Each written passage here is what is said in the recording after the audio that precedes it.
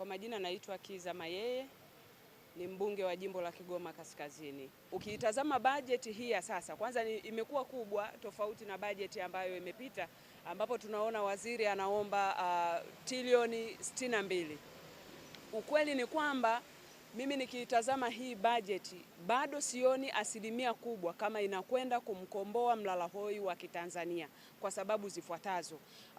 Kwanza nikianza kuzungumzia deni la taifa, tunaona kabisa ni deni ambalo limekuwa kwa asilimia 40, ambapo tunaangalia sasa hivi deni letu limefika trilioni 114.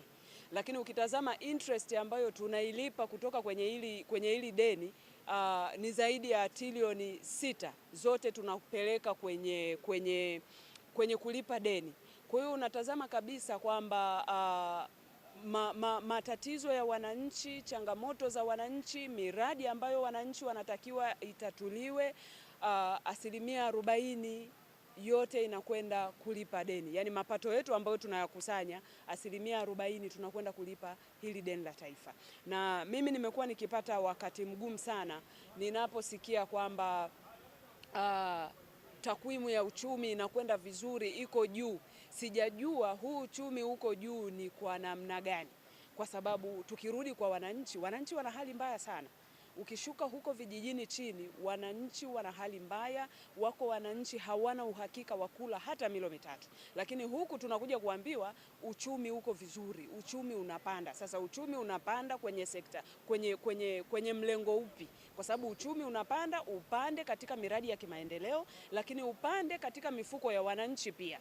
Sasa ukija kwenye bajeti hii ya waziri, napata mashaka kuona kwamba hii miradi itakwenda kutekelezeka kweli, kwa sababu tumekuwa na utaratibu wa kupitisha budget, lakini miradi haiendi kutekelezeka.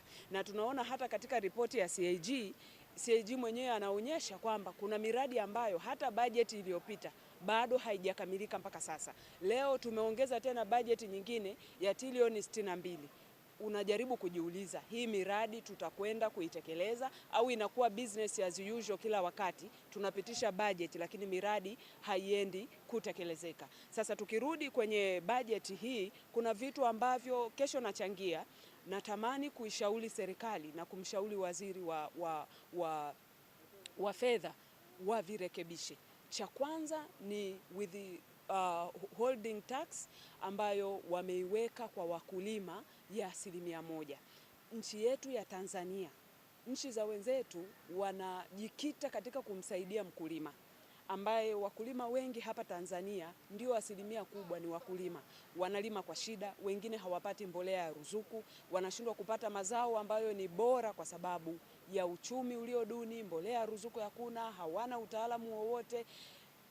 Ninapoona sasa waziri anakwenda kuweka withholding tax ya 1% kwa wakulima, naona kama ni kuongeza mzigo kwa wananchi, kwa sababu hawa wakulima sasa, hii withholding tax ambayo wamewekewa itawafanya wao hata mazao bei kuwa kubwa, na bei ikiwa kubwa ya mazao tunakwenda kumtesa huyu mwananchi wa chini asiye na uhakika wa kula hata milo mitatu kwa siku, kwa sababu maisha yatapanda, chakula kitapanda, bei zitapanda.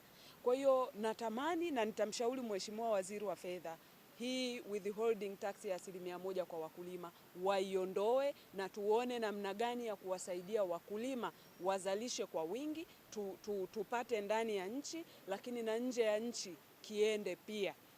Kwa hiyo haya ni mambo ambayo nimeyaona katika budget, lakini swala lingine ambalo nitakwenda kuishauri serikali, Tanzania tuna changamoto ya ajira kwa vijana.